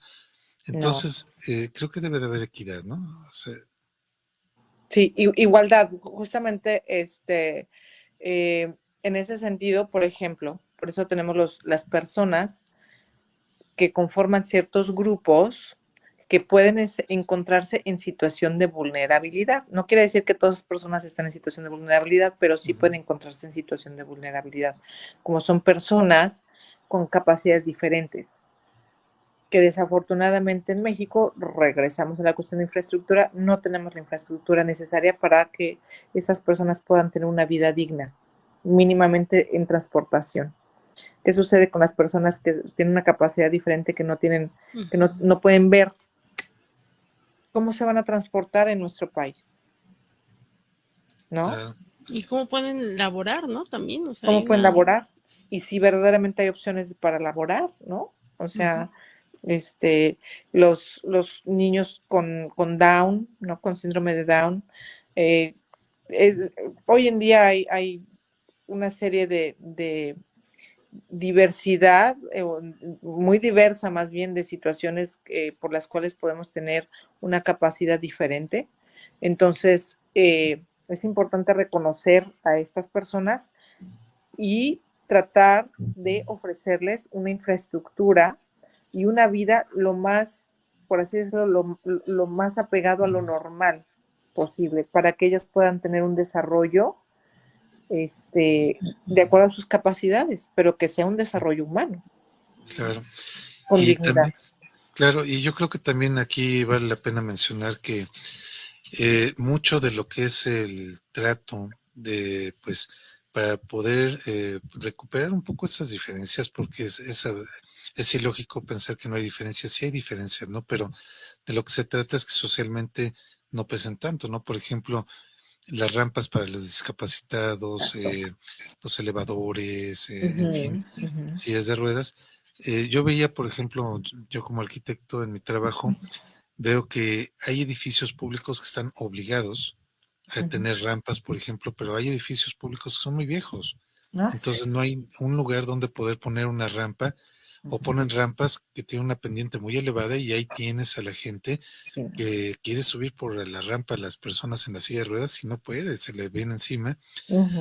Entonces todo eso, pues, no solamente hay que normarlo ni legislarlo, sino que creo que también debemos de dar un paso todavía más adelante, ¿no? O sea, como sociedad ser conscientes, ser colaborativos, porque también hay veces que tú ves a una persona en silla de ruedas y está gritándole a los demás, oiga, ¿me puede ayudar?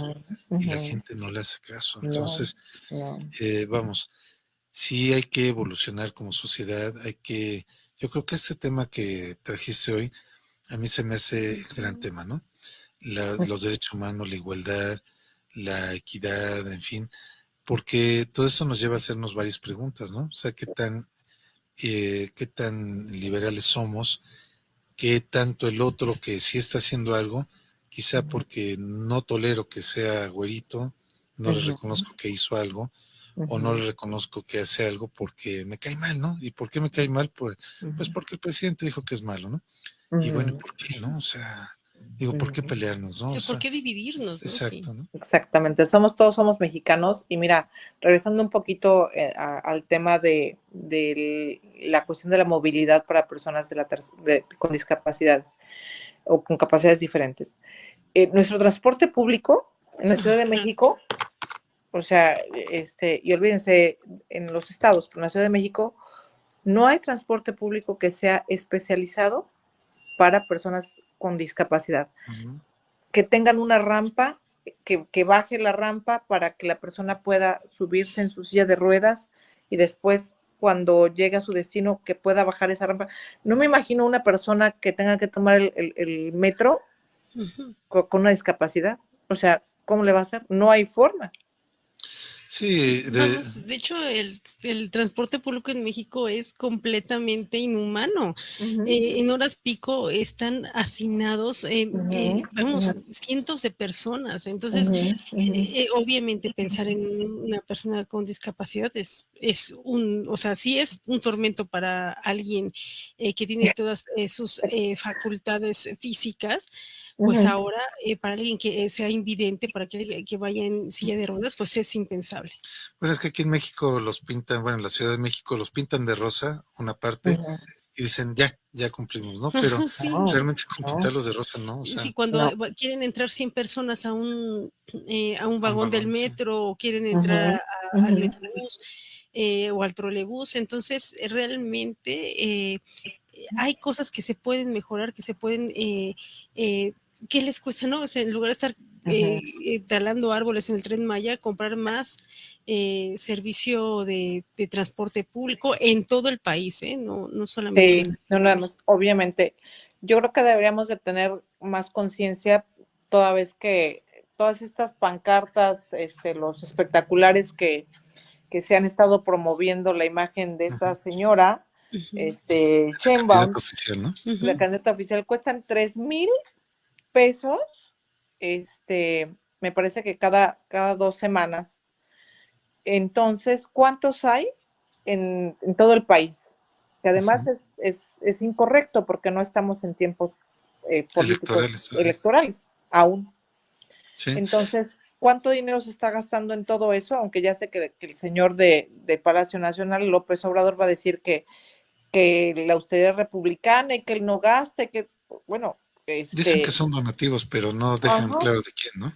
Y además es muy dudoso que primero que nada es verdaderamente vergonzoso que él se sienta contento y orgulloso de todas las remesas que llegan al país.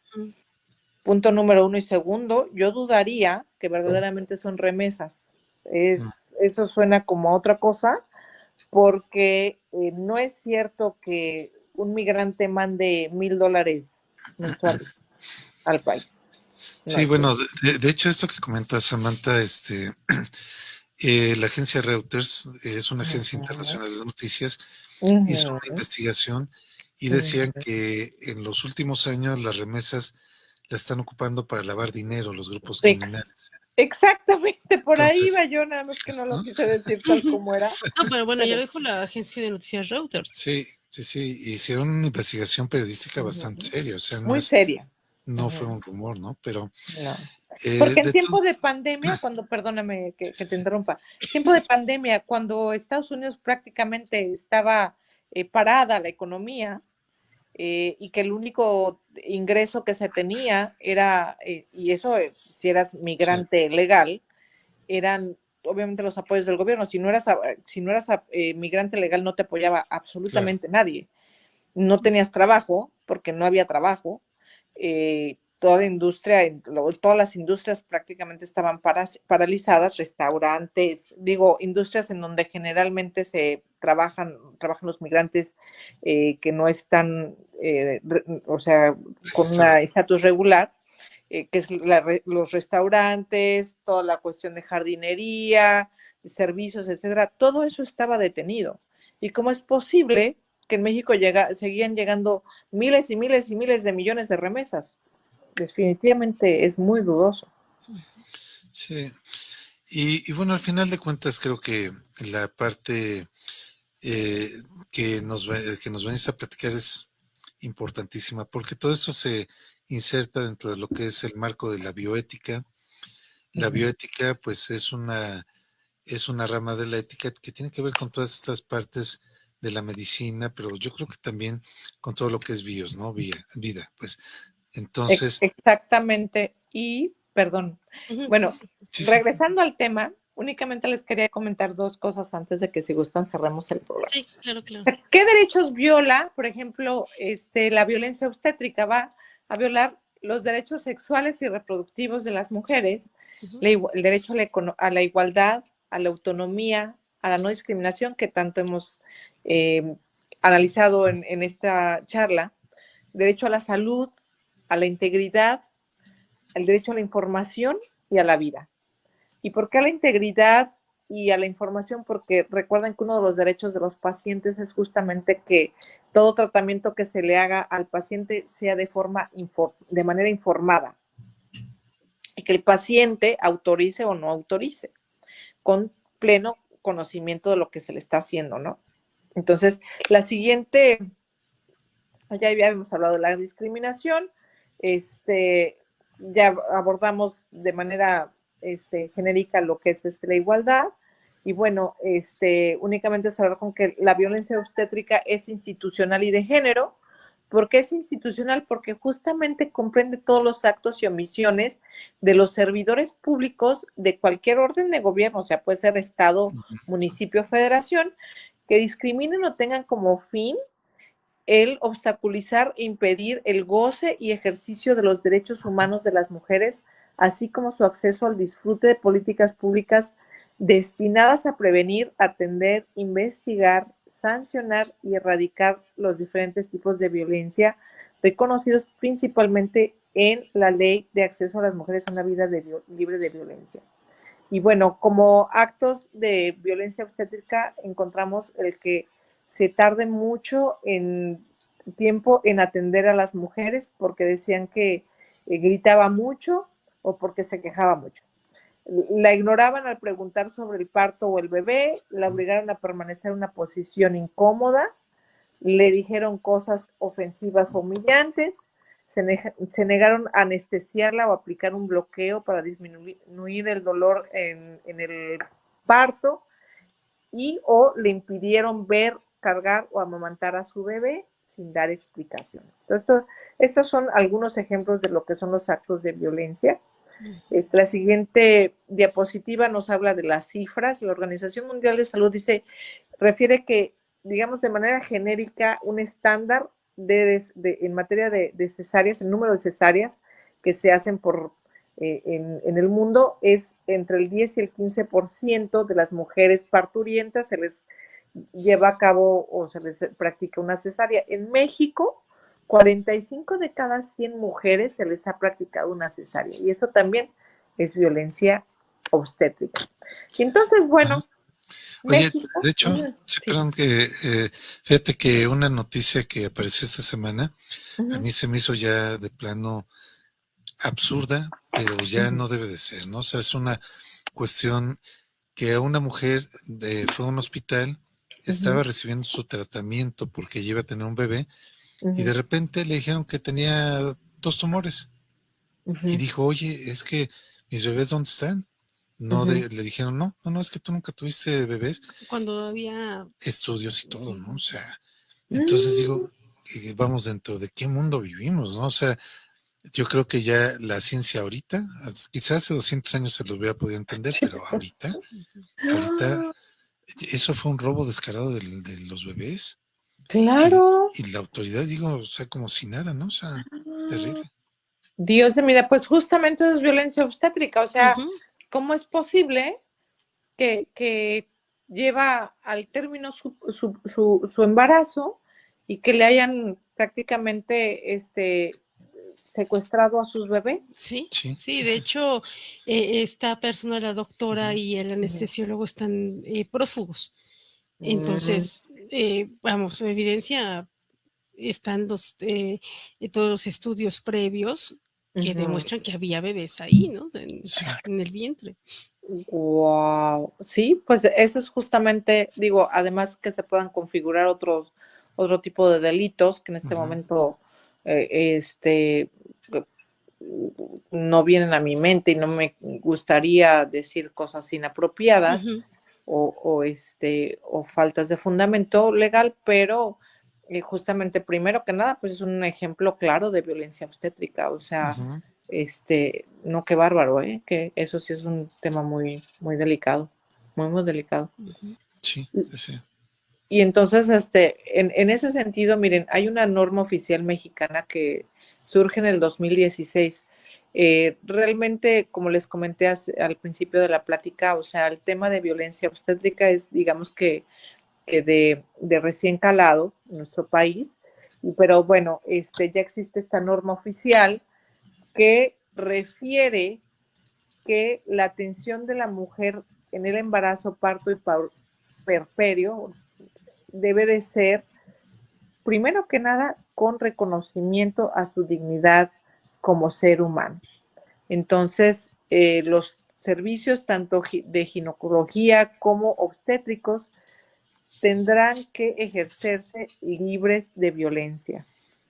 Y violencia en el sentido más amplio de la palabra, ¿no? Acción o omisión que cause algún daño a esa persona. Y, por ejemplo, imagínense que esta mujer que lleva a cabo, que lleva su embarazo, lo lleva al término, le roban sus bebés. Dios mío de mi vida, qué trauma debe de ser, Sí. ¿no? Sí. ¿Y qué sucedió con los bebés? ¿Cómo los van a encontrar? Etcétera, ¿no? Sí, es que lo que le dijeron es que era tumores y que por eso nunca los vio. No sabe ni cómo son. O sea, eso a mí se me hace algo ya, vamos, completamente criminal, pero Sí. que está sucediendo en las clínicas que están reguladas por las instituciones de gobierno, eso es todavía peor, ¿no? O sea, sí, y que además lo más seguro es que esos bebés, pues me atrevería yo a decir que a lo mejor ya ni siquiera están en el país, puede ser. ¿no? Sí. Porque eso es muy común, o ya no están en el país o ya no están en ese estado en donde, o en la Ciudad de México, si es que suceden los hechos en la Ciudad de México, y que cualquier cosa pudo haberle sucedido, no debe ser terrible. Y un claro ejemplo de justamente este tipo de violencia. Me uno al sentimiento de dolor que debe sufrir esta madre. Muy triste. Sí, y eso ha sido un escándalo, ¿no? Porque claro. Ya ha salido en varios medios, ¿no? Entonces, ya está en la Fiscalía General de Justicia de la Ciudad de México, está investigando, ¿no? Porque pues se acudió a hacer la denuncia. Entonces, pues es lamentable lo que pasa, la impunidad, ¿no? Que se está haciendo. Y pues es cosas que suceden que, vamos, si alguien lo pusiera en una novela, dirían que es imposible, ¿no? Y no creo que sea la única víctima. No. Yo creo que a varias otras mujeres les han dicho lo mismo. No, pues es que usted tenía un tumor o un X, ¿no? Y no era un bebé, no. Como ustedes bien lo comentan, o sea, a estas alturas de la vida, con la tecnología que hoy tenemos al alcance de las manos, no, eso definitivamente está fuera de lugar y de contexto. Sí, aquí nada más dando los datos de la nota, esto fue hace 5 días. La Fiscalía General de Justicia de la Ciudad de México anunció el martes que investiga a un hospital privado porque una mujer acudió a que le practicaran una cesárea, pero los médicos le dijeron que en realidad se trataba de 2 tumores y no de 2 bebés. Y todo esto pues fue en la alcaldía Venustiano Carranza de la Ciudad de México. Entonces, ahí está pues la nota, ¿no? O sea, no. Qué triste y qué fuerte, porque si perdón, si una institución de salud, sea pública o sea privada, se presta para estas prácticas totalmente antiéticas, pues quién sabe qué más habrá en esa institución que se practique, porque no creo que eso sea lo único que se practica, ¿no? Sí. No, qué triste, Bueno, regresando al tema, y ya nada más para cerrar con algunas cifras, y con este dato más bien, no son cifras, me gustaría comentar que la Organización Mundial de la Salud en el 2014 publica una declaración para la prevención y erradicación de la falta de respeto y el maltrato durante la atención del parto en centros de salud. Y entonces da 56 recomendaciones, pero entre esas 56 recomendaciones creo que las más importantes las podríamos resumir en esto, que es el derecho a la mujer a recibir una orientación, una atención digna y respetuosa en el embarazo y en el parto, que se le respete si ella quiere dar a luz de manera natural, sin mayor medicamento, que se le respete eso. La responsabilidad por parte de los gobiernos de iniciar, respaldar y mantener programas diseñados para mejorar la atención de la salud maternal, eliminar prácticas nocivas e irrespetuosas. Y es más o menos la idea de regresar a la ideología de partos humanizados que tenían nuestras antiguas generaciones, que es permitir que la mujer participe en la toma de decisiones al momento de dar a luz, que se le tome en cuenta su opinión, que se le cuide durante el parto. Si tiene un parto delicado, pues bueno, que se le acompañe profesionalmente durante estos momentos, que tenga acceso justamente al contacto piel a piel con su bebé dentro de la primera hora después de haber dado a luz, porque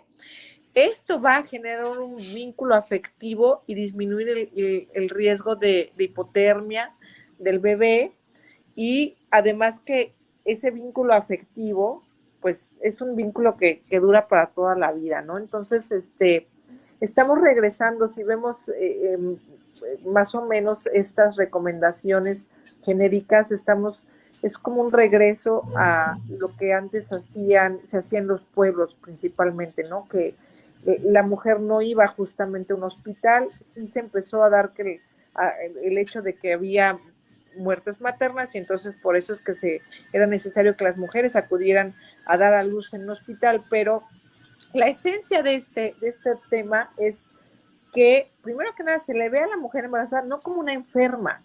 Es una mujer embarazada, no está enferma. Entonces no la traten como un enfermo, ni la visualicen como, ay, pobrecita, necesita que se le dé medicamento para que no le duela, necesita. No, es una cuestión natural. Entonces, respetemos esa situación, ese momento, ese tiempo en la vida de una mujer, del embarazo y el parto, y viéndolo como una situación de forma natural. Es que en la forma de hablar, ¿no? Se dice, es que ya se alivió, ¿no? Ajá, sí, o sea, no parió, ¿no? Antes nuestras abuelas decían, ya parió, pero no se alivió, porque no se está aliviando de nada. Sí. Entonces, yo creo que tenemos que generar conciencia en eso y regresar justamente a estas buenas costumbres y buenas prácticas de nuestros ancestros, que además permitían que la mujer fuera más saludable al momento, o sea, no que fuera más saludable, sino que la recuperación postparto fuera más saludable, ¿no?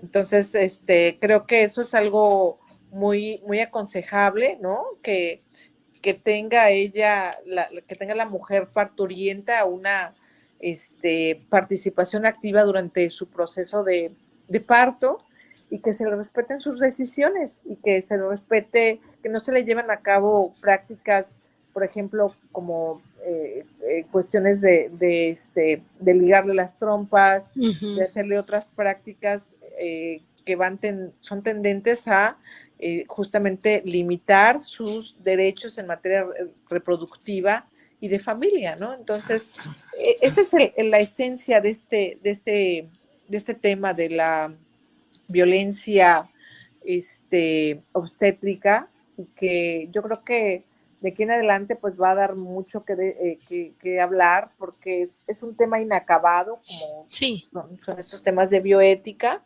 y cada vez estamos regresando un poquito a visualizar que las prácticas ancestrales pues tenían mucho más de ética que a lo mejor las que hoy, y de ética y de moral que a lo mejor, y sobre todo de una mejor salud, ¿no? Física, mental, emocional, para las personas involucradas, ¿no? Claro. Samantha, disculpa que pues ya nos pasamos mucho de tiempo, pero aquí de lo que estás comentando, tengo dos preguntas. La mujer que quiere, por ejemplo, ligarse las trompas al revés, o sea, se está hablando sobre todo de que a veces se ligan las trompas cuando ella no quiere, pero cuando a veces sí quiere, de que ya no quiere tener hijos porque ya tiene muchos, también, y a veces se le pide permiso al esposo, ¿no? Entonces, esto también ella se debe de permitir que ella decida, ¿no? Ahora, también está la otra situación, es que me quedé pensando en la situación de cesárea. A veces muchas mujeres lo piden la cesárea para no perder la figura. O sea, no es lo mismo el trabajo de parto natural, en donde obviamente se ensanchan las caderas, hay un cambio morfológico en la mujer, pero ahí también está la situación donde hay ya estudios comprobados que los niños, cuando luchan por nacer, también es un desarrollo, que es su primer desarrollo cognitivo, donde se lucha por nacer, y entonces ahí, bueno, el derecho de la mujer a decidir que sea cesárea o que sea parto natural, pero también está la situación del derecho del niño para nacer naturalmente, porque muchas cesáreas son por una situación, y sobre todo en las ciudades, por situación estética, no por una situación de salud. Entonces, esto sería, yo creo que otro tema para, pues, para ver, ¿no? Porque entonces ya el niño nace con una desventaja, o sea, no luchó por nacer, sino que fue extraído. Exactamente. ¿Y sabes qué? Estás en lo cierto, Vicky. O sea, ese proceso de luchar por salir del vientre materno es la primera, por así decirlo, la primera acción que llevamos Prueba, a ¿no? cabo. Sí. Exactamente, la primera prueba como ser humano para afrontar esta vida. La vida no es fácil y no es de azúcar. Entonces la vida va a ser difícil y nos va a golpear y nos va a tirar, pero está en nosotros levantarnos y de las cenizas, como dicen por ahí, como el ave fénix, resurgir. Entonces, sí es un proceso natural necesarísimo, necesarísimo para un bebé. Y desafortunadamente las mujeres también, no nada más por cuestión de figura, sino que no quieren pasar por los dolores del parto, y dicen, pues a mí que mejor que, a mí creo que desde que las primeras consultas con el médico le dice, pues más o menos su bebé tiene que nacer en estas fechas, le vamos a hacer cesárea. No. Eso también ya es negocio, ¿no? Porque claro. Dicen, bueno, el paquete no sé qué ya es con cesárea y no sé cuánto y ya te cuesta tanto, ¿no? Entonces, sí. Entonces tenemos que regresar, digo, aquí platicamos mucho tanto del ser como del deber ser, ¿no?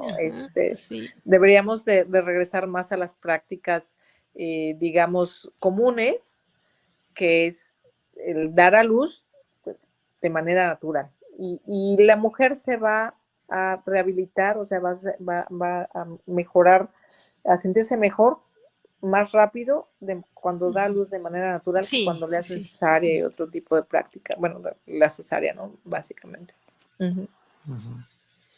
Bueno, Samantha, pues muchísimas gracias. Esto ya realmente hablamos muchísimo este tema de la discriminación y creo que es nada más la punta del iceberg. ¿Habrá posibilidad de otra sesión contigo o cómo? Por supuesto. Yo, ya saben que yo soy materia dispuesta, así es de que si gustan, preparo el tema de maternidad subrogada, que no lo... claro, falta para dentro de 8 días, con mucho gusto. Muy bien. Claro que sí. Pues entonces estamos pendientes para el próximo domingo con la doctora Samantha Gabriela López Guardiola, y pues nos despedimos de todo el público de Radio Sofando en diferentes plataformas. Les recuerdo que este programa ahora está en vivo en las redes sociales de Radio Sofando, pero pues pasará el próximo sábado a partir del mediodía en radiosofando.com, radiosofando.com.mx y sus 46 repetidoras en todo el mundo, en todos los continentes, en más de 1,500 ciudades, y también estará ya en el canal de YouTube. Muchísimas gracias a la doctora, y pues estamos en contacto el próximo domingo con el tema de maternidad subrogada. Muchísimas gracias. Muchísimas gracias, muy buenas noches. Hasta luego y felices patrias todavía, fiestas patrias, así ¿no? Es. Así es. Buenas noches. Hasta luego. Bye bye.